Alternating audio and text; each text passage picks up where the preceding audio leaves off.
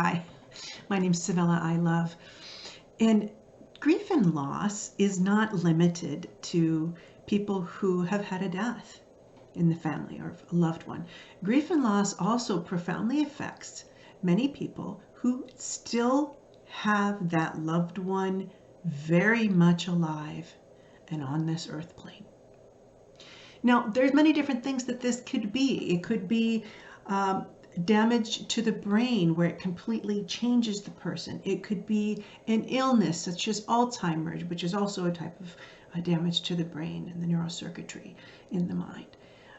We could have a loss to somebody who's very deep in the depths of addiction where it has taken them away from us. Or we could have a loss for someone that may be experiencing a severe mental illness and it's changed them from what we once knew. So all of these things are a type of loss, and there's something that they all have in common, and that's a loss of the personality that we knew and identified with and loved. It's the personality that we had the memories with, the laughs with, the fights with, the tears with. All of these things are life experiences in which the ego self, the personality, experiences along with us. This is what we cherish and hold on to. Now, it may have been a parent or a child or even a friend, a brother or a sister, and we no longer can identify with the way they are existing now in the world, even if they're in a coma. We cannot reach them. And this is the common denominator among all of these. We cannot reach the personality that we knew and loved. Now, I deal with death and dying a lot in my work. I'm a grief and loss specialist, and I see people individually for therapy and coaching, both. And I work from a spiritual perspective in terms of what this is doing for you to drive your spiritual journey, your level of enlightenment forward. How can all of these really difficult experiences, all of these losses, serve you and your soul? Because they're here and you're experiencing them for a reason.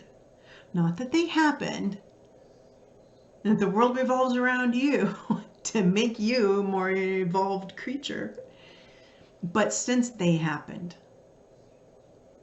now what is the gift in this loss for you? If I even dare to say that to you in the state of pain you could potentially be in as you're watching this. So what I want to propose to you is that there's different levels to the self. There is this level of self that is the ego self, the personality, the story we know and we tell ourselves and tell others about themselves, our verbal identity.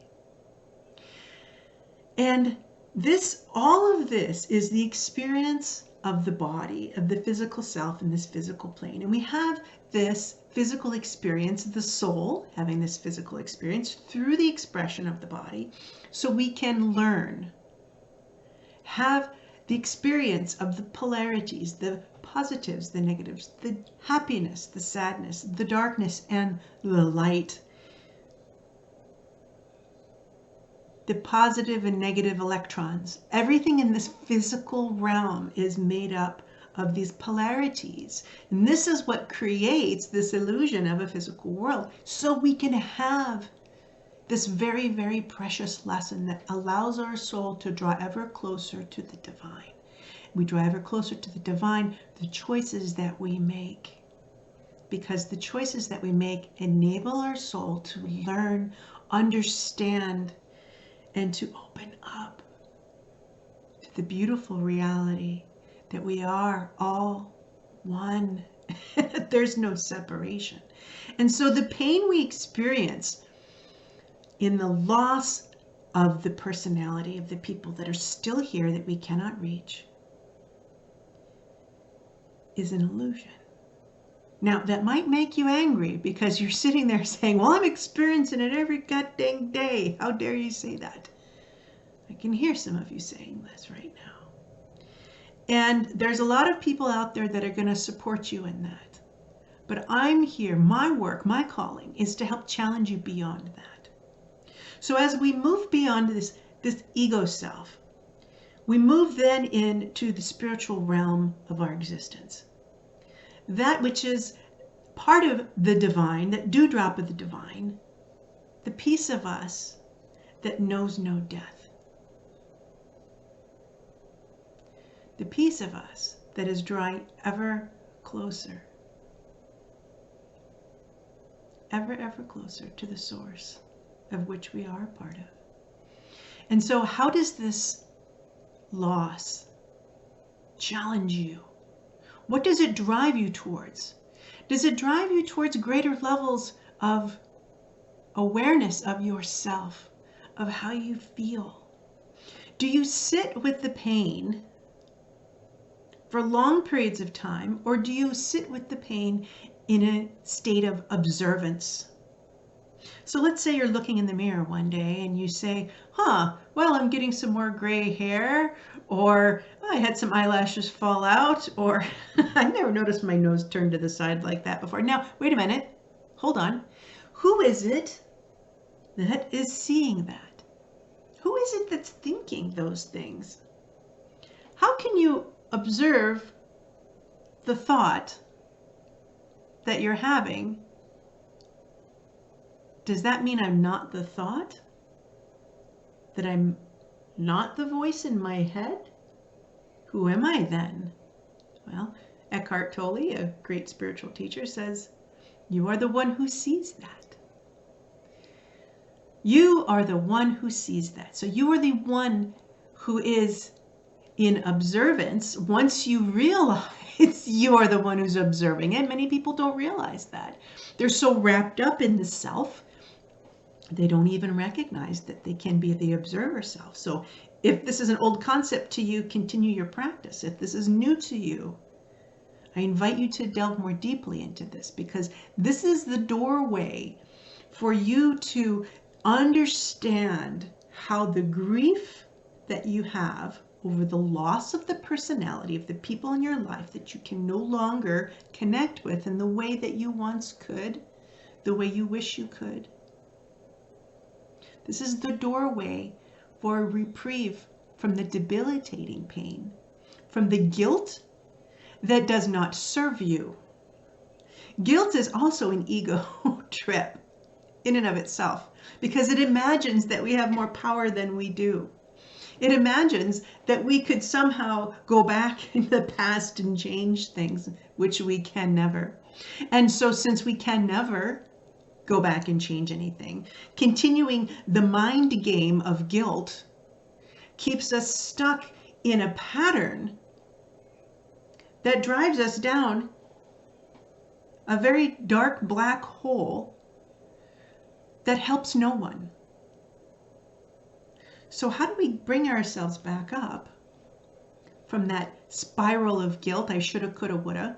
How do we get out of that ego self, that mind trap, the voices in our head? You become the observer of those voices, of that story of guilt, of shame, of I shoulda, coulda, woulda.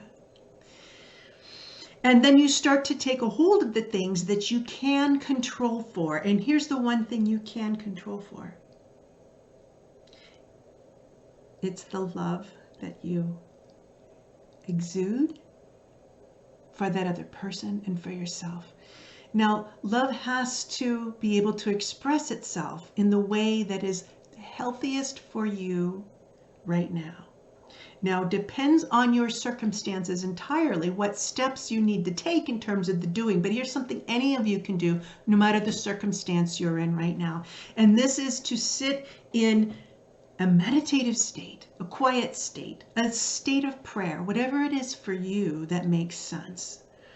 And to allow yourself to take all of that love for that person.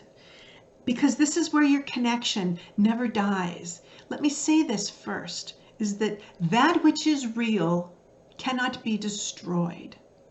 So as you're living here in a physical realm, everything around you will one day be no more, including your body and the body of the loved one that's still here and the buildings that any of us are currently standing in. One day will be dust and rubble and gone, back to the earth. All of this can be destroyed, but yet we live beyond that. Yet our energy continues. The energy that we are, our soul self, cannot be destroyed. And so that person who is lost to you in the way that you once knew them still exists. Now, if that person or any of these people were to die physically from their bodies, then that soul would still exist. What would you be doing then if they died? You'd be sending them love. You would be sending them love and well wishes for their journey, and you would miss them. And so you can still do that while they're here, but you do it with a different level of consciousness. Okay, so some people are in a situation where someone has some hope to come out of it, and many of you have no hope that the person will come out of whatever condition they're in because of the damage to the brain or the body. But know that that person, that which you love about them still exists. That won't ever die. And when they are at some time free from the body, then there's going to be no question of the condition of their soul. Because, and I hope that you will know, that they still are that pure love and light that is still animating that body that's here. That's who they are. So you've got to hold on tight to that. Not false hope, not any of these other things. You hold on tight to the reality of that which cannot be destroyed. And when you sit in the love of that, in your quiet space, this is where you can connect with them beyond the physical creation.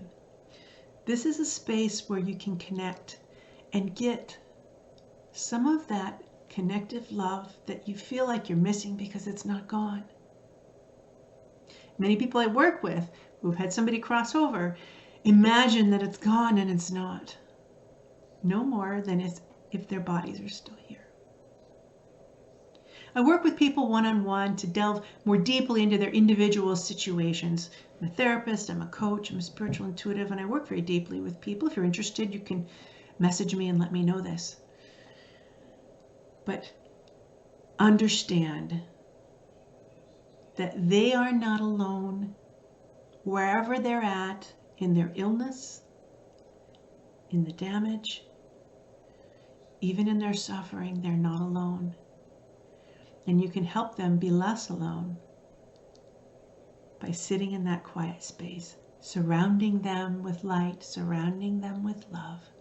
And know that this matters. It is not a doing of nothing when you do that. Because we're energetic beings, that means that we also can send that out. You say, well, I can't see it or touch it. Well, you can't see or touch the electronics that's allowing us to communicate, can we? We can't, but it's there. It exists. There's so much I could tell you about the science of this, but I'm not here to give you scientific explanations. I'm here to provide a purpose of inspiration for your heart, that you know that when you feel like you can do nothing else but send them love, that you know beyond a shadow of a doubt that it matters. That it matters. When people have crossed over and they're communicating through, say, a medium, and they may sometimes come back and through the medium will recognize, I know you were thinking of me on this day. I know you went to my grave.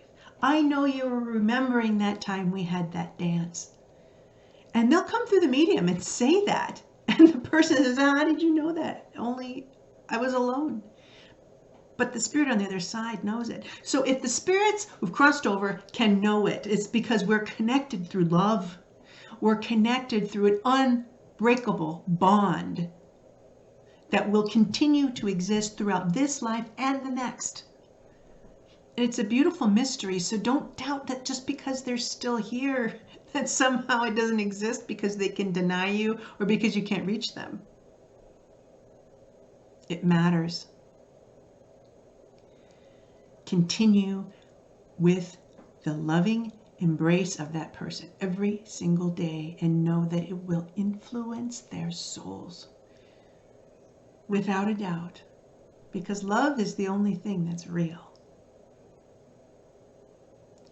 Love is the only thing that cannot be destroyed.